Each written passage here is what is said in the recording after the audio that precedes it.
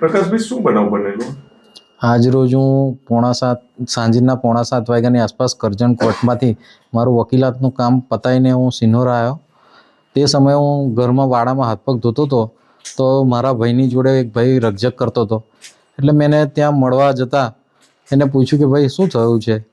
તો પેલા ભાઈ કહે કે તમારા ભાઈએ અમારા 5 LED લાઇટો લઈ લીધી છે એવું અમને ભુવાએ કીધું છે. એટલે મેં કીધું કે ભાઈ આવું બધું અંધશ્રદ્ધાવાળી વાતોની મેં વાત કરતા એમણે મને કીધું કે તું હિન્દુઓનો નેતા બની ગયો છે, એમ કરીને મને જેમ તેમ ગાળો બોલી. અને અબ્દુલભાઈ કરીને એક છે, એમણે મારું ગળું દબાવી દીધું અને અબુ બકર નામના માણસે મને પાઇપ હાથમાં મારી દીધી. અને જેવી પાઇપ મારી એવી મારા મમ્મી અને મારા વાઈફ આવી ગયા, તો મારા વાઈફ અને મારા મમ્મીને પણ ગરદાપાટુનો માર માર્યો. જેથી કરીને હું તાત્કાલિક સિનોર પોલીસ સ્ટેશને પહોંચી ગયો અને મારી ફરિયાદ નોંધાવવા ગયો. પણ મને વાગેલું વધારે હોય તો ત્યાંથી મને પોલીસ સ્ટેશનથી મને ફોફળિયા દવાખાને દાખલ કર્યો છે. અત્યારે શું પોલીસે કાર્યવાહી કરી છે?